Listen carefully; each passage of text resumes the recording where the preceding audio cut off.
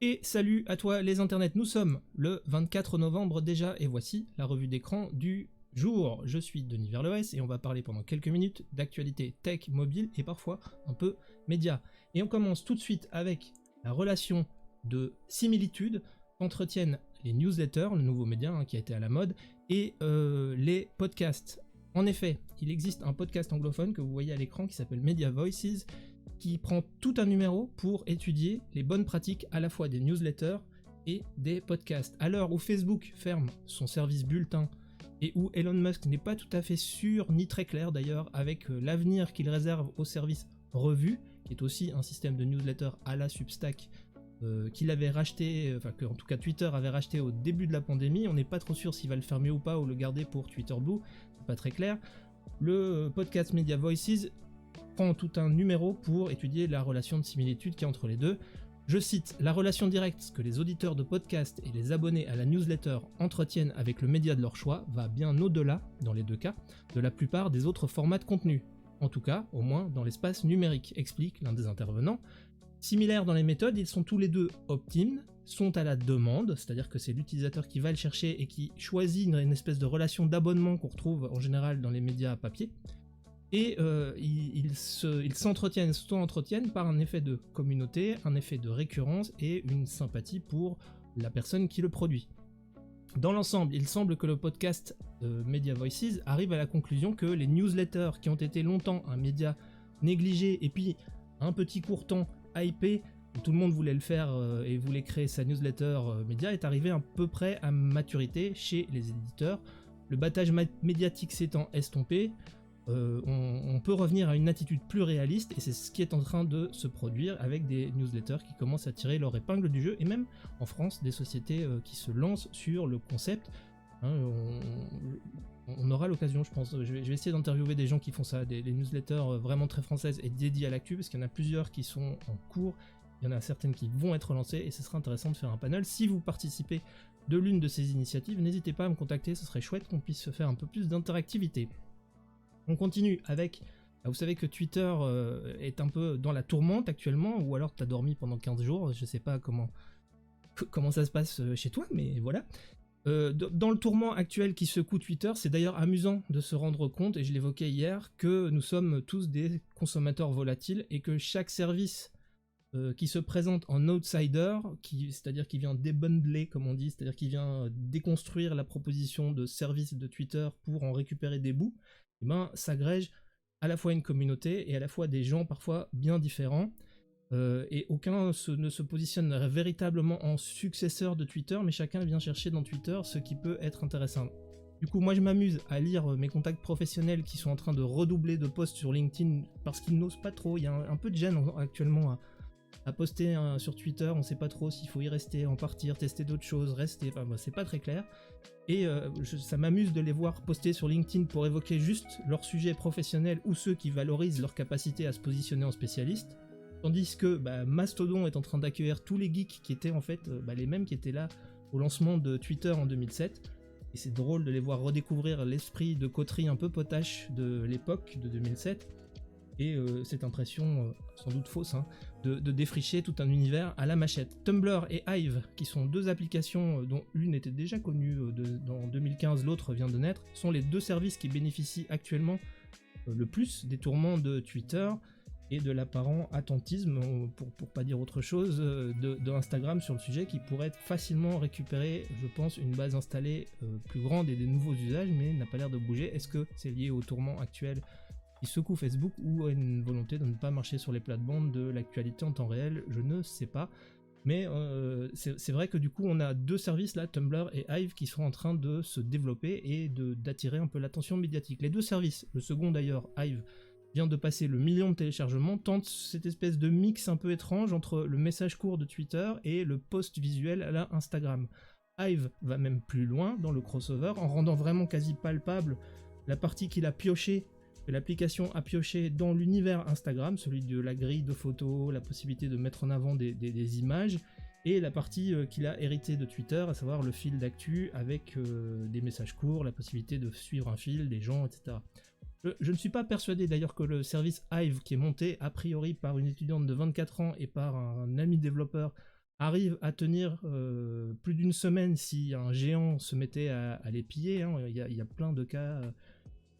Il y a plein de cas, et le plus récent est celui des services vocaux qui sont en train, comme Clubhouse, qui sont en train d'être pillés à la fois par Spaces de Twitter, mais qui ont disparu petit à petit comme ça de l'importance médiatique qu'ils ont pu acquérir pendant la pandémie. Je suis donc pas persuadé que Hive puisse résister longtemps si soudainement un géant se met à copier leur concept, mais le chef de projet et produit que je suis ne peut s'empêcher de regarder l'app par l'angle générationnel. Et c'est d'ailleurs ce que fait aussi la Fnac, que dont vous voyez le site à l'écran, qui étudie un peu l'application. Alors moi je me penche sur le fait que ça m'amuse de me rendre compte que Hive est un peu le concentré de ce que serait Twitter et Instagram s'ils étaient inventés aujourd'hui. C'est-à-dire multimédia, multiformat, mixte, hybride, pop. Sur son profil, il est possible d'afficher ses pronoms, son signe astrologique, de mettre une musique en lecture automatique. Les plus anciens qui connaissaient l'époque MySpace en seront amusés. Alors là, il faut un compte Apple Music, mais c'est le même principe. On reprend les fonctionnalités qui ont fait le sel des bots additionnels sur Twitter, par exemple la possibilité de poser une question à l'utilisateur. On le retrouve aussi sur Instagram. Un onglet de questions-réponses donc est disponible sur les profils. On peut recevoir des questions anonymes ou non. On a aussi d'autres options qui permettent de contrôler ce que l'utilisateur va voir. Il est possible par exemple de ne pas afficher automatiquement des images reçues en message privé pour pas choquer l'utilisateur. Il peut choisir de masquer les not safe for work ou des choses comme ça. Je me sens vieux, j'avoue, en regardant l'application, mais c'est un vrai cas d'école de produit, puisque c'est vraiment typiquement c'est vraiment typiquement une application qui reprend les codes de Instagram et de Twitter sur la diffusion d'informations, mais qui sont vraiment aussi des témoins d'une époque et comment est-ce qu'on construit le même type de service en 2022. Vraiment, ça mérite, si vous êtes chef de projet, chef de produit, d'aller creuser le fonctionnement, parce que je le trouve plutôt illustratif de ce qui se passe en 2022 pour la jeunesse, pour autant que je comprenne encore la jeunesse en 2022. Si je me la raconte un maximum, c'est possible aussi. On continue avec une étude de AppFigures sur le site de AppFigures qui prétend que les réseaux sociaux continuent de séduire le public. C'est une étude qu'ils ont menée, donc AppFigures c'est un analytics en gros qui étudie la vitalité des applications et qui a étudié les stores des 4 ou 5 principales applications de réseaux sociaux depuis 2018. AppFigures en tire des conclusions générales et des conclusions particulières. En additionnant les téléchargements de Facebook, TikTok, Instagram, Snapchat et Twitter, on se rend compte que la tendance est évidente. Entre janvier 2018 et octobre 2022, les téléchargements mensuels sont passés de 14 millions à plus de 20 millions. C'est donc une croissance générale du secteur. Mais quand on va chercher plus précisément dans la croissance de chaque application, on se rend compte que c'est TikTok qui a augmenté de manière la plus significative ses téléchargements avec une hausse de 368% depuis 2018. Grâce à toutes les turbulences qu'il a traversées récemment, c'est assez amusant aussi de constater que Twitter devient la seconde croissance du secteur, puisqu'il y a un boom de téléchargements depuis octobre, un boom qui a fait monter une croissance de 94%. Instagram, lui, connaît une croissance assez régulière, mais avec 11%, c'est pas flabistouflant de 2018 à 2022.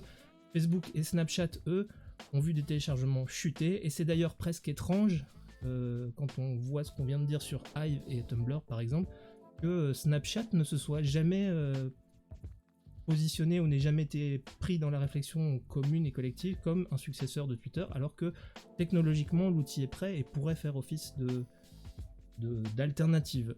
Les métriques qui sont à consulter en tout cas sur le site de AppFigures qui sont intéressantes, bon, c'est clair que c'est de la publicité un peu pour leur service, mais néanmoins il y a des chiffres intéressants, notamment quand on doit faire des publications sur le sujet, de savoir un peu les chiffres du secteur. On continue avec Presse Citron qui nous annonce que justement TikTok dont on vient de parler inquiète l'Union Européenne. Brendan Carr, qui est en charge de la communication pour la Commission Européenne, a partagé dans un tweet qui est rapporté sur le site de Presse Citron, je peux descendre, on peut peut-être le voir, tiens d'ailleurs. Hop là, je sais pas s'il est cité. Si, il est cité, il est là. Voilà, on voit le tweet de Brendan Carr qui cite la réponse d'Ursula von der Leyen, présidente de la Commission européenne, aux eurodéputés concernant le cas TikTok. Ursula von der Leyen rappelle que les règles qui s'appliquent au transfert de données s'appliquent également à TikTok, elles sont liées au RGPD, Règlement Général pour la Protection de Données en Europe, et si donc TikTok transfère des données vers ByteDance en Chine, ou vers des filiales qui ne sont pas en Europe, le réseau social doit s'assurer que ces transferts n'ont pas d'impact sur le niveau de protection des données utilisateurs s'appliquant en Europe, ce qui n'est pas une évidence. Notamment l'accès aux données par les autorités publiques chinoises en l'occurrence, ou des pays destinataires si c'était le cas. Ce sont donc les autorités locales qui sont compétentes pour traiter ce type d'affaires, a-t-elle rappelé. En France, ce serait par exemple la CNIL. Après les États-Unis, on se rappelle, si vous êtes fidèle, que le FBI s'inquiète aussi sur le type de données, que les officiels de chez TikTok n'ont pas donné des garanties de sécurité qui étaient de nature à rassurer, en disant que oui, bien sûr, les officiels chez ByteDance en Chine avaient parfois accès aux comptes. Et ben, c'est pas de nature à rassurer tout le monde, mais j'ai l'impression que pour autant ça n'inquiète pas grand monde du côté des utilisateurs. Alors c'est amusant de voir parfois le deux poids deux mesures sur on se protège d'un côté au maximum et puis de l'autre on envoie ses données personnelles en Chine, qui est le pays démocratique que tout le monde connaît. Apple est-il en train de chuter? C'est en tout cas une information que rapporte iPhone.fr, que vous voyez à l'écran, qui cite en fait une annonce qui a été faite par la banque d'investissement JP Morgan. JP Morgan a revu ses prévisions de tarifs de l'action à la baisse et donne des signes d'inquiétude entre guillemets pour Apple. Elle a mis à jour sa prévision de vente et d'achat d'actions Apple. L'action Apple s'échangera probablement fin novembre à 151 $, alors que Apple espérait que le tarif soit aux environs de 200 €, soit un tarif plus grand, puisque 151 $, ce qui est prévu, c'est le tarif actuel. La firme donc visait plus, mais le conjoncturel s'abat un peu sur Apple, d'après JP Morgan. On se rappelle, baisse des ventes du dernier iPhone qui n'ont pas décollé, Covid dans les usines chez Foxconn en Chine, mouvements sociaux aussi, ce qui est une première pour les dites usines. Ça aura contraint la banque et donc Apple à revoir ses estimations largement à la baisse, on parle de 25% quand même. Gageons que la période de Noël sera donc une période d'intense démarchage publicitaire par Apple et que nous en serons les témoins. Qu'est-ce qu'un algorithme de service public? Est-ce que c'est un vrai algorithme ou est-ce que c'est un narratif? Eh ben j'ai du mal à le savoir en fait, puisque la plateforme de podcast de Radio France communique dans les médias sur une nouvelle fonctionnalité autour de son offre, donc ils ont une application de podcast, et ils définissent une méthode de recommandation des contenus qu'ils appellent un algorithme dit de service public. Cette méthode, dit Radio France, doit mettre l'accent autant sur la découverte pour l'auditeur que sur la performance en nombre de clics récoltés pour Radio France. Oui, mais qu'est-ce que c'est? En tant que chef de projet média, je sais qu'on a tendance à automatiser, parce que c'est facile, les moteurs de recommandation. Genre, tu as aimé musique, on va te fournir une autre émission de musique. Tu as aimé une série, on va te donner une série qui est de la même thématique que la série que tu viens de consommer, parce que c'est facile et qu'on dit que par définition tu aimes à peu près le même genre. Oui, mais du coup ça crée des silos, et quand il y a des silos, on a deux effets. On a un effet d'essoufflement de l'audience qui se retrouve toujours dans le même type de bulle informationnelle ou thématique, et aussi des effets d'auto-entraînement, c'est-à-dire qu'une vidéo ou un audio qui est régulièrement écouté se retrouve systématiquement remonté dans les tops et donc se retrouve réinjecté dans le circuit de manière perpétuelle. Du coup, pour limiter ça, on a depuis longtemps tous intégré la possibilité pour un utilisateur et pour un éditeur d'aller voir ce qui ne fonctionne pas dans ce type de classement automatique pour réinjecter de nouveaux contenus ou des contenus thématiques. Alors est-ce que c'est ça que Radio France appelle un algorithme de service public, puisqu'il parle de la mission de l'éditeur? Mais j'imagine que ça va au-delà et qu'il y a vraiment une algorithmisation technologique derrière, parce que sinon ils n'auraient pas communiqué comme ça. Les éditeurs interviennent, disent-ils, également en apportant une touche de surprise parmi les podcasts via l'utilisation de nouveaux indicateurs dits de découvrabilité. Ces indicateurs servent à définir et à vérifier que l'algorithme propose un large panel de programmes dans le catalogue de Radio France et non pas seulement une sélection restreinte ou, comme on vient de le voir, une sélection qui s'auto-entretiendrait. C'est donc, je pense, du côté de ces indicateurs dits de découvrabilité que doit se focaliser le fonctionnement de l'algorithme, dont le média ne dit rien en fait. Radio France n'a pas vraiment communiqué sur le fonctionnement de cet algorithme, même sans donner de chiffres, ça c'est partie de des secrets internes, mais ça aurait été intéressant si d'ailleurs quelqu'un travaille chez Radio France et veut venir me parler de cet algorithme et du fonctionnement technique de l'algorithme pour faire ces pondérations entre l'humain, l'automatique et la découvrabilité. Je suis totalement preneur, évidemment.